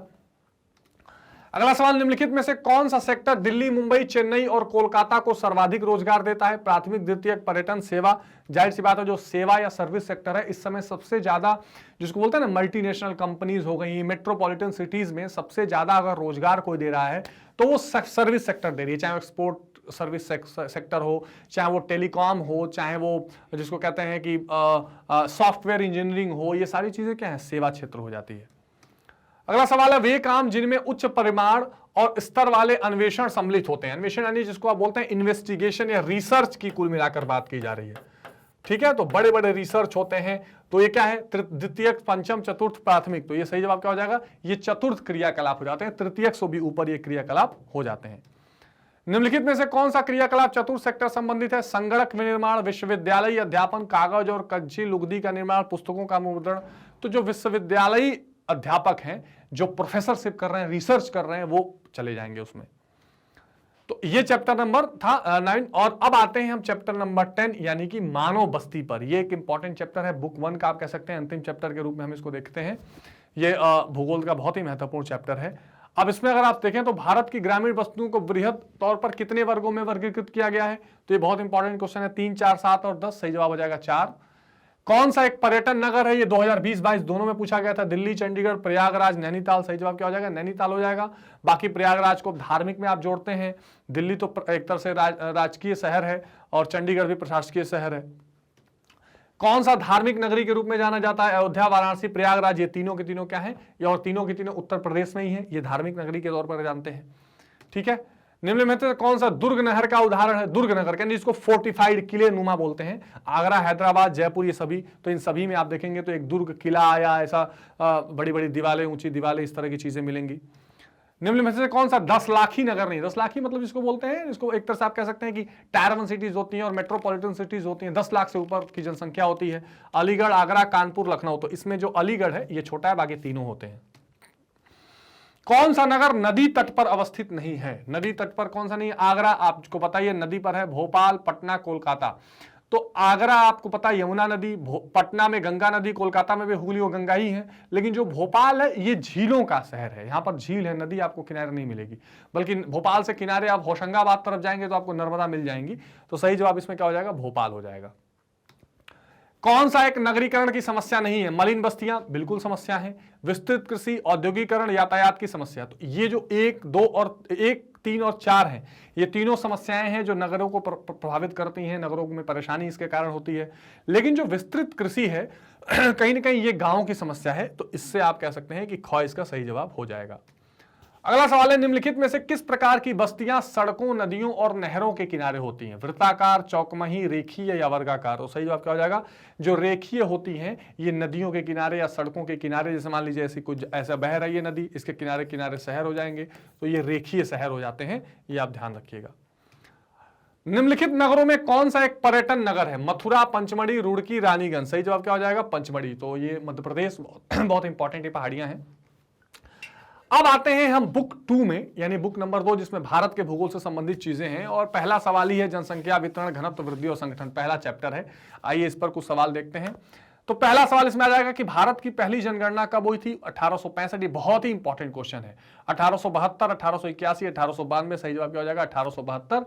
लॉर्ड मायो उस समय भारत के एक तरह से आप कह सकते हैं गवर्नर जनरल हुआ करते थे, वायसराय हुआ करते थे, तब हुई थी। 81-82 से फिर रेगुलर इंटरवल पर जनगणनाएं शुरू हो गई थी। जनगणना 2011 के अनुसार भारत का प्रति वर्ग किलोमीटर जनसंख्या घनत्व, पॉपुलेशन डेंसिटी भारत की कितनी है, 267, 382, 330 या 335। सबसे ज्यादा क्या हो जाएगा, सही जवाब क्या हो जाएगा, 382। अच्छा, भारत में सर्वाधिक जनसंख्या घनत्व, भारत में सर्वाधिक जो है वो है, अगर सभी राज्य और प्रदेशों को मिला दिया जाए तो दिल्ली है, मतलब केंद्र शासित प्रदेश और राज्य सबको मिला जाए तो दिल्ली है, 11,000 के आसपास है। और राज्य की अगर बात की जाए तो वो है बिहार, करीब 1106 यहां पर जनसंख्या घनत्व तो 1 स्क्वायर किलोमीटर में। पूरे देश का 382 है, बिहार का सबसे ज्यादा है और उससे भी ज्यादा दिल्ली का है। निम्नलिखित में से कौन भारत में दूसरा सबसे बड़ा धार्मिक समुदाय है, बौद्ध, ईसाई, मुस्लिम या सिख। सही जवाब क्या हो जाएगा, मुस्लिम। तो भारत में सबसे बड़ा जो दूसरा सबसे बड़ा धार्मिक समुदाय जो है वो मुस्लिम है, ये बिल्कुल सही जवाब है। निम्नतम जनसंख्या घनत्व कहां पाया जाता है, मेघालय में, मिजोरम में, सिक्किम में, अरुणाचल में। सबसे कम पॉपुलेशन डेंसिटी कहां पाई जाती है, वहां अरुणाचल प्रदेश में पाई जाती है, बाकी सब जगह ज्यादा है। भारत के किस राज्य में जन्म दर सबसे कम है, आंध्र प्रदेश में, कर्नाटक में, केरल में, तमिलनाडु में। सही जवाब क्या हो जाएगा, केरल में सबसे कम जन्म दर। केरल हर मायने में बहुत ऊंचा है, ये आप ध्यान रखिए। निम्न में से किस राज्य में जनसंख्या सर्वाधिक है, महाराष्ट्र, बिहार, पश्चिम बंगाल, तमिलनाडु। सही जवाब क्या हो जाएगा, सबसे ज्यादा जनसंख्या है वो महाराष्ट्र में है। सन 2011 की जनगणना के अनुसार भारत की जनसंख्या निम्नलिखित में से कौन सी है, 102 करोड़, 318 करोड़, 328 करोड़, 121 करोड़। सही जवाब क्या हो जाएगा, सब भारत की जनसंख्या सबसे ज्यादा जो है वो 121 करोड़ 2011 की जनसंख्या के अनुसार है। ठीक है, निम्नलिखित में से भारत के किस राज्य में जनसंख्या का घनत्व तो सबसे अधिक पाया जाता है, सबसे ज्यादा जनसंख्या घनत्व, तो केरल, बिहार, उत्तर प्रदेश, पश्चिम बंगाल। अभी आपको मैंने बताया सबसे ज्यादा जनसंख्या है वो उत्तर प्रदेश की है, जनसंख्या घनत्व तो सबसे ज्यादा वो कहां का है, वो बिहार का है। अगला सवाल, 2011 की जनगणना के अनुसार निम्नलिखित में से किस राज्य में नगरीय जनसंख्या का अनुपात सर्वाधिक है? यानी कि सिटीज में जो जनसंख्या का रेशियो सबसे ज्यादा है। तमिलनाडु, महाराष्ट्र, केरल या गोवा सबसे ज्यादा है। महाराष्ट्र में, जहां पर अर्बन पॉपुलेशन ज्यादा है, मुंबई जैसे शहर हैं, नागपुर जैसे शहर हैं, तो बहुत सारे शहर हैं वहां पर, पुणे है। निम्नलिखित में से कौन सा एक समूह भारत में विशालतम भाषाई समूह है, जहां पर बहुत ज्यादा भाषाएं हैं? चीनी, तिब्बती, भारतीय, आर्य, ऑस्ट्रिक या द्रविड़? सबसे सही जवाब हो जाएगा भारतीय आर्य। निम्नलिखित में से भारत के किस राज्य में सर्वाधिक जनसंख्या पाई जाती है? बिहार, मध्य प्रदेश, उत्तर प्रदेश, पश्चिम बंगाल? सही जवाब क्या हो जाएगा? उत्तर प्रदेश। निम्नलिखित राज्यों में किस एक में जनसंख्या का घनत्व सर्वाधिक है? पश्चिम बंगाल, केरल, उत्तर प्रदेश, पंजाब? सही जवाब क्या हो जाएगा? पश्चिम बंगाल। तो ये चैप्टर नंबर 1 था, जो भारत की जनसंख्या से संबंधित, घनत्व से संबंधित, वितरण से संबंधित सवाल था। दूसरा चैप्टर है प्रवास, माइग्रेशन जो है, इसके प्रकार कौन से हैं, कारण क्या है, परिणाम क्या है, ये भी बहुत इंपॉर्टेंट चैप्टर है। आइए इस चैप्टर से रिलेटेड क्वेश्चंस देखते हैं। मनुष्य का भूमि एवं साधनों की खोज, महामारियों, युद्धों, अनेक तरह के भेदभावों तथा अत्याचारों से बचने हेतु एक स्थान से दूसरे स्थान पर जाकर बसना क्या कहलाता है? पहली बात तो इस क्वेश्चन में बहुत सारे जवाब हैं कि प्रवास के कारण क्या क्या हैं, जैसे साधन और भूमि की खोज, ठीक, इसके साथ साथ, ठीक है, महामारियों, युद्धों और अनेक तरह के भेदभावों तथा अत्याचारों से बचने के लिए कई कारण हो सकते हैं।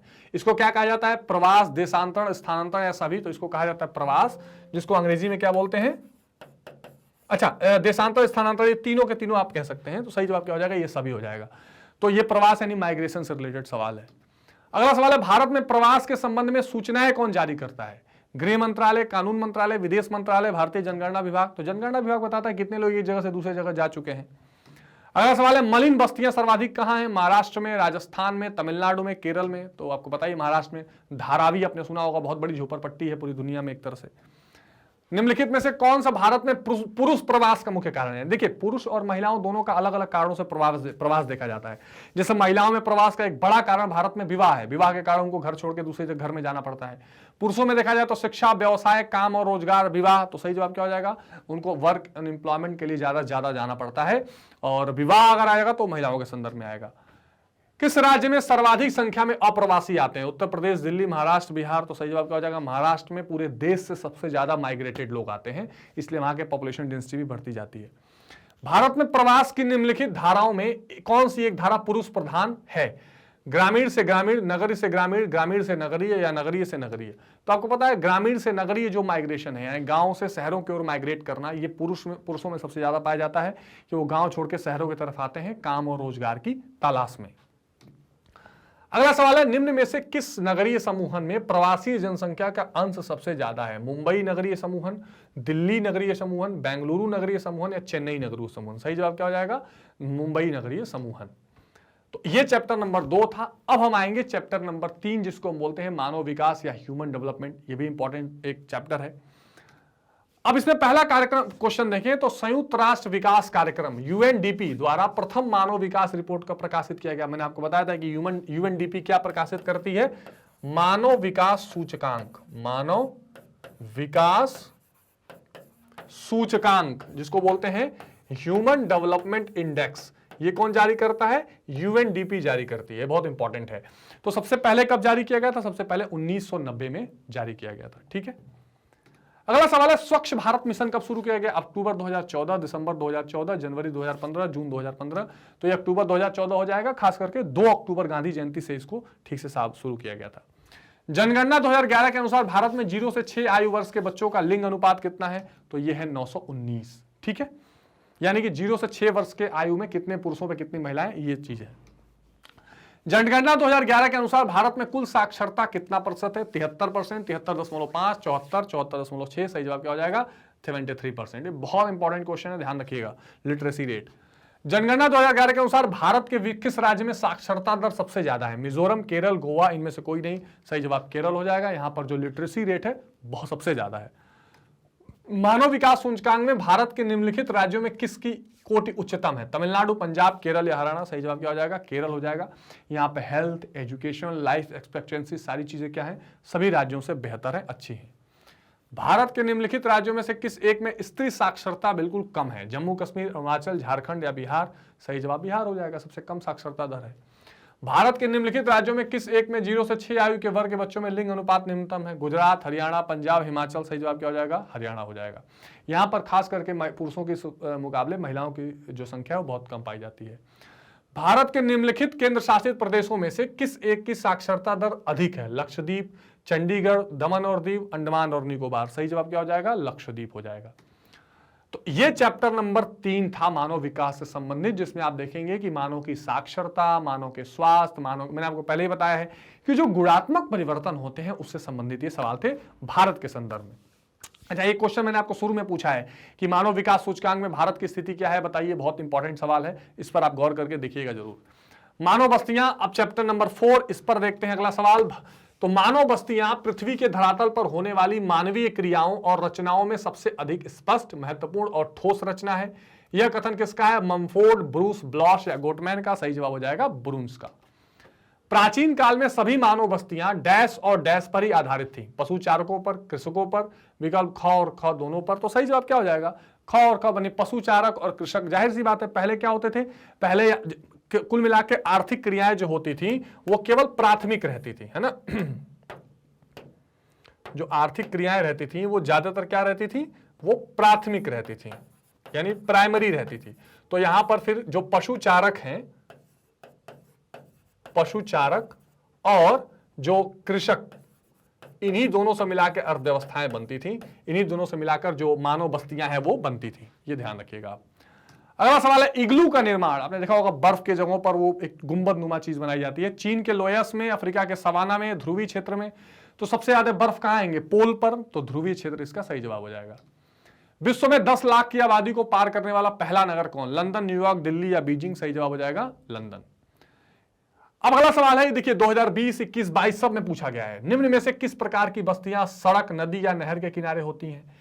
मानव बस्तियों का प्रकार जो कि सड़क के किनारे होता है। सड़क के किनारे वाली मानव बस्ती, वेरी वेरी इंपॉर्टेंट क्वेश्चन, इसको आप बना लीजिएगा, वेरी वेरी इंपॉर्टेंट। तो वृत्ताकार, चौक पट्टी, रेखीय, वर्गाकार, अभी मैंने आपको थोड़ी देर पहले बताया, उसको हम क्या बोलते हैं? रेखीय बोलते हैं। मान लीजिए कि सड़क या नदी ये जा रही है, इसके किनारे किनारे जो ये बस्तियां बनेंगी ये रेखीय हो जाएंगी। निम्न में से कौन सी एक आर्थिक क्रिया ग्रामीण बस्तियों की मुख्य आर्थिक क्रिया है? Economic activity. आर्थिक क्रिया होती है पैसा कमाने के लिए, जीविका चलाने के लिए जो एक्टिविटीज की जाती है वो आर्थिक एक्टिविटीज कहलाती है। ठीक है, तो प्राथमिक, द्वितीयक, तृतीयक, चतुर्थ। तो सही जवाब क्या हो जाएगा? प्राथमिक हो जाएगा। जो गांव में होगा वहां पर मुख्य आर्थिक क्रिया तो प्राइमरी ही होगा, प्राथमिक एक्टिविटी कही जाएगी। निम्न में से किस प्रदेश में प्रलेखित प्राचीनतम नगरीय बस्ती रही है? हांगहो की घाटी, सिंधु घाटी, नील घाटी, मेसोपोटामिया। सही जवाब क्या हो जाएगा? सिंधु घाटी। नगरीय एवं ग्रामीण बस्तियों के विभेद का क्या आधार है? जनसंख्या, क्रियाकलाप, मकानों की संख्या, सुरक्षा। सही जवाब हो जाएगा क्रियाकलाप। विकासशील देशों की जनसंख्या के सामाजिक ढांचे के विकास एवं आवश्यकताओं की पूर्ति में कौन कौन से प्रकार के संसाधन सहायक हैं? वित्तीय, मानवीय, प्राकृतिक, सामाजिक। सही जवाब क्या हो जाएगा? सामाजिक हो जाएगा। अब अगला सवाल है जल संसाधन, यानी कि जिसको आप बोलते हैं वाटर रिसोर्सेस। ये चैप्टर अध्याय 6 है, इसको देख लेते हैं। पृथ्वी पर कुल जल का मात्र लगभग डैश ही अलवणीय जल है। 1.5%, 2.5%, 3%, 3.7%, 3%। निम्नलिखित में से जल किस प्रकार का संसाधन है? अजैव संसाधन, अनवीकरणीय संसाधन, जैव संसाधन या चक्रीय संसाधन। सही जवाब क्या हो जाएगा? साइक्लिक रिसोर्स है। बारिश होगी तो फिर भरेगा, नहीं तो सूखा रहेगा। निम्नलिखित नदियों में देश के किस नदी में सबसे ज्यादा पुनः पूर्ति योग्य भौम जल संसाधन है? फिर से जिसमें पूर्ति योग्य, सिंधु, ब्रह्मपुत्र, गंगा, गोदावरी। मैंने सवाल आपको पहले भी कराया है, गंगा रिवर। निम्नलिखित दक्षिण भारतीय राज्यों में किस राज्य में भौम जल उपयोग के कुल भौम जल का संभाव्य सबसे ज्यादा है? तमिलनाडु, कर्नाटक, आंध्र प्रदेश, केरल। सही जवाब हो जाएगा तमिलनाडु। देश में प्रयुक्त कुल जल का सबसे अधिक समानुपात निम्नलिखित सेक्टर में किस सेक्टर में है? सिंचाई, उद्योग, घरेलू उपयोग। सही जवाब क्या हो जाएगा? सिंचाई। इरिगेशन में सबसे ज्यादा उपयोग होता है। आप देखिए भारत में जो खास करके हरित क्रांति आई, मैंने बताया भी इसको, तो जो हरित क्रांति आई इसका सबसे बड़ा जो डिमेरिट ये हुआ कि जिस तरह के उच्च गुणवत्ताशील वाले या हाई यील्डिंग वैरायटी वाले क्रॉप्स या सीड्स का इस्तेमाल किया गया, उनको जल बहुत चाहिए था, पानी बहुत चाहिए था, तो सिंचाई में उसका ज्यादा इस्तेमाल हुआ था। ठीक है, अब नेक्स्ट चैप्टर इसमें आता है खनिज तथा ऊर्जा संसाधन वाले। बहुत इंपॉर्टेंट चैप्टर है, मिनरल्स वाले चैप्टर है। और इन चैप्टर्स में अगर सवालों को देखें तो खेतड़ी किसके लिए प्रसिद्ध है? खेतड़ी का जो सिंधु घाटी सभ्यता है वहां से सवाल आता जा रहा है। तो खेतड़ी लोहा, तांबा, चांदी, इसमें सही जवाब क्या हो जाएगा? तांबा हो जाएगा। कॉपर जिसको बोलते हैं, इसी में टीन मिला के बनता था ब्रोंज यानी कांसा। निम्नलिखित राजस्थान में है, निम्नलिखित में से किस राज्य में प्रमुख तेल क्षेत्र स्थित है? असम, बिहार, राजस्थान, तमिलनाडु। तो जाहिर सही जवाब क्या हो जाएगा? असम। और असम में सबसे पुराना आपने पढ़ा होगा दिग्बोई, ठीक है, दिग्बोई इसका सही जवाब हो जाएगा। चलो नेक्स्ट देखें। अगला सवाल है, निम्नलिखित में से किस स्थान पर पहला परमाणु ऊर्जा स्टेशन स्थापित किया गया? कलपक्कम, नरौरा, राणा प्रताप, तारापुर। तो सबसे पहला तारापुर। निम्नलिखित में से कौन सा खनिज भूरा हीरा के नाम से जाना जाता है? लौह, लिग्नाइट, मैंगनीज, अभ्रक। सही जवाब हो जाएगा लिग्नाइट, भूरा हीरा, ब्राउन डायमंड जिसको बोलते हैं। निम्नलिखित में से कौन सा ऊर्जा का गैर नवकरणीय स्रोत है? जल विद्युत, तापकीय ऊर्जा यानी नॉन रिन्यूएबल, सौर ऊर्जा, ज्वारी। तो सही जवाब क्या हो जाएगा? तापीय ऊर्जा जिसको बोलते हैं। बॉम्बे हाई किसके लिए निकालता है? बॉम्बे हाई समुद्र के किनारे बड़ी बड़ी मशीनें निकाल के रिग करते हैं, तो ऑयल रिगिंग करते हैं उसमें। लौ, अयस्क, तांबा, खनिज तेल, बॉक्साइट। सही जवाब हो जाएगा खनिज तेल। अगला सवाल, निम्नलिखित में से कौन एक जैविक संसाधन है? बायोलॉजिकल रिसोर्स, वायु, लोहा, सोना, वनस्पति। सही जवाब क्या हो जाएगा? वनस्पति। निम्नलिखित में से कौन सा ऊर्जा का अनवीकरणीय स्रोत है? ये 2022 में पूछा गया। जल, ताप, सौर या पवन ऊर्जा। सही जवाब हो जाएगा ताप। अब अगला चैप्टर आता है 9th, यानी भारत के संदर्भ में नियोजन और सतत पोषणीय विकास। नियोजन प्लानिंग, और जिसको आप बोलते हैं कि सस्टेनेबल डेवलपमेंट के जो कार्यक्रम है उससे संबंधित ये चैप्टर है। तो पहला सवाल है, निम्नलिखित में से किस राज्य से होकर इंदिरा गांधी नहर जाती है? राजस्थान, मध्य प्रदेश, उत्तर प्रदेश, गुजरात। सही जवाब हो जाएगा राजस्थान। थारू जनजाति भारत में कहां बोलती है? बहुत इंपॉर्टेंट क्वेश्चन है। थारू मरुस्थल बिल्कुल नहीं, छोटा नागपुर बिल्कुल नहीं, तराई क्षेत्र बिल्कुल, बुंदेलखंड। तो सही जवाब क्या हो जाएगा? तराई क्षेत्र। और ये खास करके उत्तर प्रदेश में ज्यादा से ज्यादा, ठीक है। तो जो नेपाल से संबंधित और जो हिमालय के नीचे के क्षेत्र में वाले जो क्षेत्र है वो तराई क्षेत्र है। तो यहाँ थारू जनजाति है। ये दीपावली को शोक मनाते हैं, बहुत इंपॉर्टेंट है। इंदिरा गांधी नहर कमान क्षेत्र में सतत पोषणीय विकास के लिए इनमें से कौन सबसे महत्वपूर्ण कारक है? सतत पोषणीय को ध्यान रखिएगा। सतत पोषणीय का मतलब होता है सस्टेनेबल डेवलपमेंट, सतत पोषणीय विकास, सस्टेनेबल डेवलपमेंट।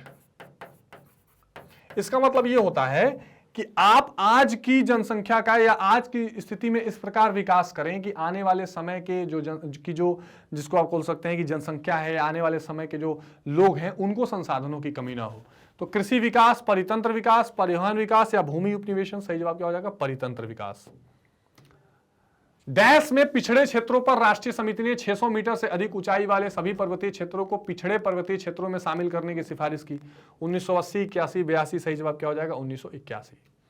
सिंचाई आयोग ने डैश में सूभा संभावित क्षेत्रों का परिसीमन किया। 1970, 1971, 1972। सही जवाब क्या हो जाएगा? 1972।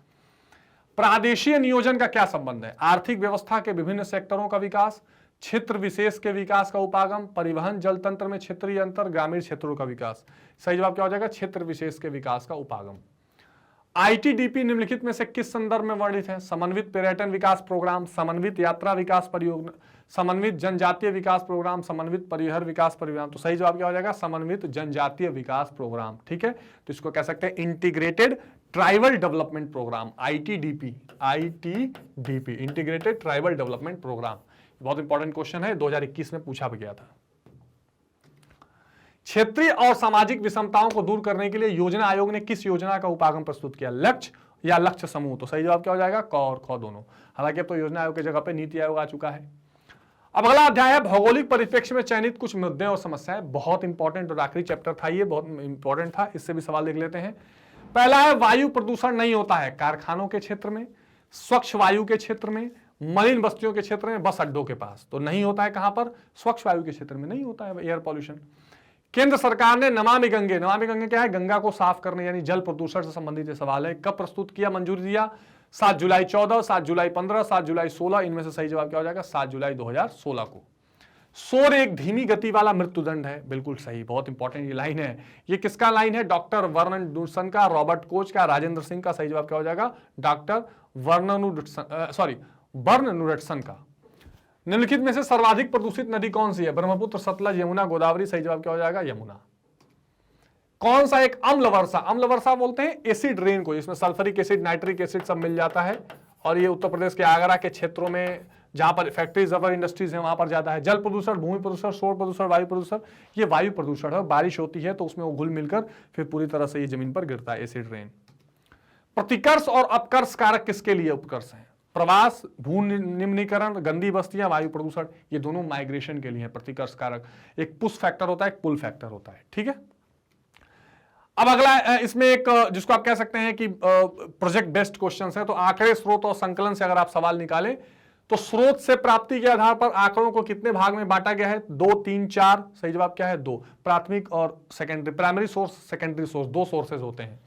एक संख्या अथवा लक्षण को जो मापन को प्रदर्शित करता है वो अंक होते हैं, आंकड़े होते हैं, संख्या होते हैं, लक्षण होते हैं, आंकड़े होते हैं।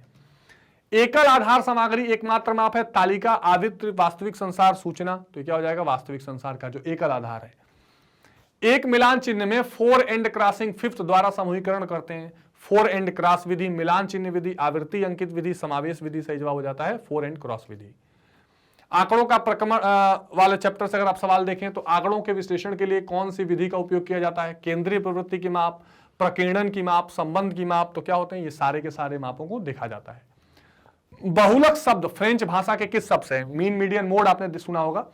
Law mode, raw mode, law होड। सही जवाब हो जाएगा लॉ मोड। सामान्य वक्र आवृत्तियों के वितरण को प्रदर्शित करने वाले रेखा चित्र को क्या कहते हैं? आयताकार वक्र, घंटाकार वक्र, त्रिभुजाकार वक्र। सही जवाब क्या हो जाएगा? घंटाकार वक्र। केंद्रीय प्रवृत्ति का जो माप चरम मूल्यों से प्रभावित नहीं होता वो माध्य, माध्य और बहुलक, बहुलक या माध्यमिका। सही जवाब क्या हो जाएगा? माध्यमिका होता है, मीडियन। आंकड़ों का आलेखी निरूपण चैप्टर 3 से अगर आप देख लें तो आंकड़ों को निम्न में से किस विधि द्वारा प्रदर्शित किया जाता है? आलेखी विधि, आरेखी विधि। सही जवाब क्या हो जाएगा? दोनों विधि से। विभिन्न देशों, राज्यों के लिए तापमान और विभिन्न समयावधि के बीच जनसंख्या वृद्धि से संबंधित आंकड़ों को डैश द्वारा सबसे अच्छे रूप में प्रदर्शित किया जाता है। सही जवाब क्या हो जाएगा? रेखा ग्राफ के द्वारा सबसे अच्छी विधि में प्रदर्शित किया जाता है। जनसंख्या वितरण मानव और पशुधन दोनों अथवा फसल उत्पादन क्षेत्र का वितरण डैश द्वारा सबसे अच्छे रूप में किया जाता है। सही जवाब क्या हो जाएगा? बिंदु मानचित्र के द्वारा। निम्न में से कौन सा एक आयामी आरेख का उदाहरण है? रेखा ग्राफ, बहुरेखा चित्र, दंड आरेख या ये सभी? सही जवाब क्या हो जाएगा? ये सभी के सभी क्या हैं? एक आयामी आरेख का उदाहरण है। प्रविभाजित दंड आरेख किसे कहते हैं? दंड आरेख, मिश्रित दंड आरेख। सही जवाब क्या हो जाएगा? मिश्रित दंड आरेख को कहते हैं। अब आंकड़ों का प्रक्रमण और मानचित्रण में कंप्यूटर का उपयोग, बहुत इंपॉर्टेंट चैप्टर है ये भी। इससे संबंधित अगर आप देखें तो MS एक्सेल के माध्यम, MS एक्सेल जिसको कहते हैं, इसके माध्य को क्या कहा जाता है? औसत, भागफल, बहुलक। सही जवाब क्या हो जाएगा? एवरेज कहा जाता है, औसत। कंप्यूटर स्क्रीन पर स्फुर बिंदु को क्या कहते हैं? इसको कहते हैं प्रसंकेतक, कर्सर। जनसंख्या वितरण मानव, ठीक है। जनसंख्या वितरण मानव और पशुधन दोनों अथवा फसल उत्पादक क्षेत्रों का वितरण डैश द्वारा सबसे अच्छा होता है। किसके द्वारा? बिंदु मानचित्र के द्वारा। एक एक्सेल कार्यविधि पत्र में स्तंभों की संख्या कितनी होती है? पिलर, जिसको रोज कॉलम जिसको बोलते हैं ना। सही जवाब क्या हो जाएगा? 256। राज्य के अंतर्गत जिलों का प्रदर्शन किस प्रकार स्थानिक आंकड़ों द्वारा होता है? सही जवाब क्या हो जाएगा? बिंदु के द्वारा होता है। एक वर्कशीट में सेल में दिए हुए सूत्र को कौन सा प्रचालक है जिसमें पहले परिकलन किया जाता है? सही जवाब हो जाएगा एक्स। तो ये वो सारे सवाल थे जो हाल फिलहाल में ज्योग्राफी से, भूगोल से पूछे गए थे। लास्ट में मैंने 3-4 चैप्टर जो कराए वो डेटा कलेक्शन से संबंधित प्रश्न है, बहुत इंपॉर्टेंट है। बाकी बुक 1 के 10 चैप्टर, बुक 2 के 12 चैप्टर्स, ये सारे के सारे महत्वपूर्ण चैप्टर्स आपकी परीक्षाओं के लिए बेहद इंपॉर्टेंट है, जिसे आपने ध्यान में रखना है। और इससे रिलेटेड कोई डाउट, कंफ्यूजन है तो कमेंट बॉक्स में आपको बताना है। देखिए, ये सारे क्वेश्चंस ऐसे हैं जो हाल में पूछे गए हैं और इससे रिलेटेड मिलते जुलते क्वेश्चन परीक्षाओं में पूछे जा सकते हैं, इस बात का ध्यान रखिए। मैं बाकी हिस्ट्री का हमने कर लिया, भूगोल कर लिया, राजनीति विज्ञान और शास्त्र भी करेंगे। शॉर्ट आंसर, लॉन्ग आंसर्स भी कुछ इंपॉर्टेंट हैं जो बार बार पूछे गए, मैं कराऊंगा। लेकिन एक बात का ध्यान रखिएगा कि जो मैग्नेट ब्रेन्स का ये प्लेटफॉर्म है, यहां पर आप ये जितने कोर्सेज देख रहे हैं, CBSE English medium, NTSC olympiad, spoken English, CBSE, UP board, Bihar board, ये सारी की सारी चीजें क्या है? ये सारी की सारी चीजें आप बिल्कुल निःशुल्क पढ़ सकते हैं वहां से, ठीक है। इसके लिए आपको कोई पेड सब्सक्रिप्शन नहीं लेना, ये 100% फ्री है। जो ट्विटर, टेलीग्राम, फेसबुक, इंस्टाग्राम है, इनको आप फॉलो कर लीजिए मैग्नेट ब्रेन्स का, ताकि सारे नए अपडेट्स आपको मिलते रहें। बुक्स और ई बुक्स की भी लिंक वहां पर अवेलेबल है, इसमें भी आपको कोई दिक्कत नहीं आएगी। और आप इसकी वेबसाइट या एप्लीकेशन यहां से कहीं से भी निःशुल्क रूप से पढ़ सकते हैं। इन सभी सवालों को ठीक से पढ़िएगा, कितने आपके सही आपको आ रहे थे ये भी कमेंट बॉक्स में बताइएगा। मिलते हैं अगली वीडियो में, अगले चैप्टर, अगले इंपॉर्टेंट टॉपिक्स के साथ। तब तक टेक केयर, बाय बाय।